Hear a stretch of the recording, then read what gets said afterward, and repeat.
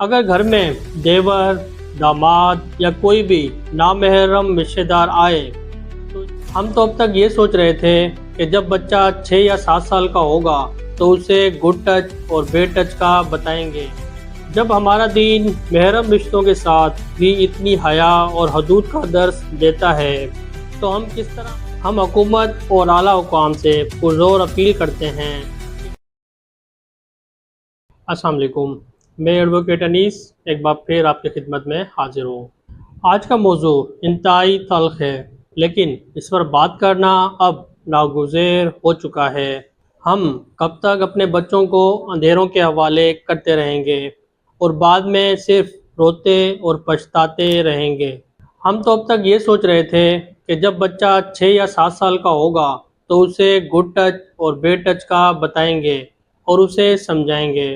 लेकिन कराची में 18 माह की बच्ची के साथ जो दिल दहलाने वाला वाक़या पेश आया है, इसने हम सबको झंझोड़ कर रख दिया है। एक 18 माह की बच्ची को इंसान गुड टच या बैड टच का सबक कैसे सिखाए। जाहिर है इस उम्र में सिक्योरिटी और हिफाजत की 100% जिम्मेदारी सिर्फ़ और सिर्फ वालिदैन की होती है। हर वाक़े के बाद हम अफसोस करते हैं।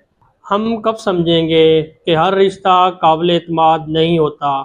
हम अपने बच्चों को ये कहकर 17-18 साल के कज़न्स या दीगर रिश्तेदारों के साथ भेज देते हैं कि ये तो बहुत शरीफ बच्चा है, लेकिन क्या आपको मालूम है कि इसके मोबाइल में क्या चल रहा है, उसके जहन में क्या खराफात हैं। आज इस डिजिटल दौर में मोबाइल ने जहां सहूलतें दी हैं, वहीं बेहयाई और ज़हनी खराबी भी फैलाई है।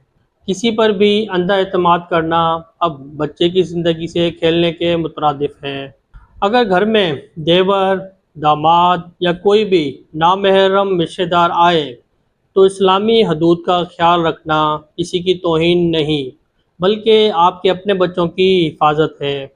घर का माहौल ऐसा बनाएं जहां राजदारी और हिफाजत पहली तरजीह हो। अपने बच्चों की हदूद तय करें और नामहरम रिश्तेदारों से एक हद तक फासला बरकरार रखें। हमारा दीन इस्लामी हया और पाक दामनी का कामिल ज़ाब्ता हयात है। इस्लाम ने न सिर्फ नामहरमों से फासले का हुक्म दिया है, बल्कि महरम रिश्तों से जैसे वालिद और भाई के सामने भी एक लिबास, हया और अदब की ख़ास हद कायम रखने की तालीम दी है, ताकि घर के अंदर का माहौल बाहया रहे। जब हमारा दीन महरम रिश्तों के साथ भी इतनी हया और हदूद का दर्स देता है तो हम किस तरह अपने बच्चों को नामहरम कज़न्स या दीगर रिश्तों के साथ बिला झिझक तन्हाई में भेज देते हैं। अब बात करते हैं उस आदत की जो हर दूसरे घर में देखने को मिलती है कि जा बेटा बाहर से चीज़ लेके आ जाओ। वालिदैन खुसूसन माओं से गुजारिश है अपने छोटे बच्चों को बाज़ारों या दुकानों पर चीज़ें लेने अकेला ना भेजें।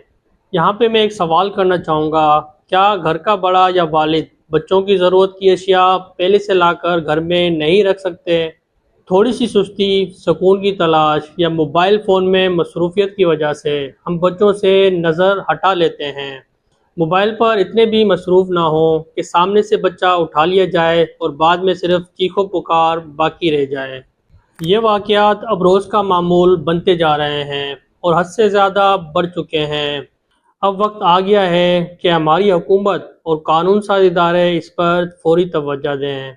हम हुकूमत और आला हुकाम से पुरज़ोर अपील करते हैं कि ऐसे संगीन और दर्दनाक जराइम की रोकथाम के लिए कवानीन में फौरी तरमीम की जाए और सख्त तरीन सज़ाएँ मुकर्रर की जाएँ। जब तक ऐसे मुजरमों को फौरी और सख्त सज़ा नहीं मिलेगी, तब तक दरिंदों के दिलों में खौफ पैदा नहीं होगा। अब कुछ लोग यहाँ पर सवाल करेंगे कि चलें छोटे बच्चों को तो घर पे रोक लेंगे, लेकिन फिर बड़े बच्चों का क्या होगा?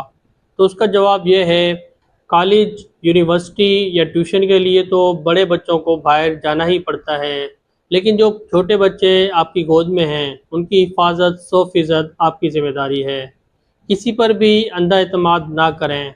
बच्चों को बिला ज़रूरत घर से बाहर अकेला ना भेजें। घर के अंदर नामहरम रिश्तों के साथ हद से ज़्यादा बेतकल्लुफ़ी ख़त्म कर दें।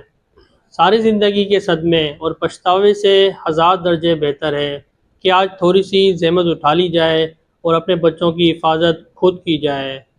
اللہ تعالی ہم سب کے بچوں کو اپنے حفظ و امان میں رکھے۔ اگر آپ کو لگتا ہے کہ یہ پیغام کسی بھی بچے کی حفاظت کا ذریعہ بن سکتا ہے تو اسے اپنے قریبی لوگوں کے ساتھ لازمی شیئر کریں۔ اپنا بہت زیادہ خیال رکھیے گا۔ پاکستان زندہ باد، پاکستان بائندہ باد۔ اللہ حافظ۔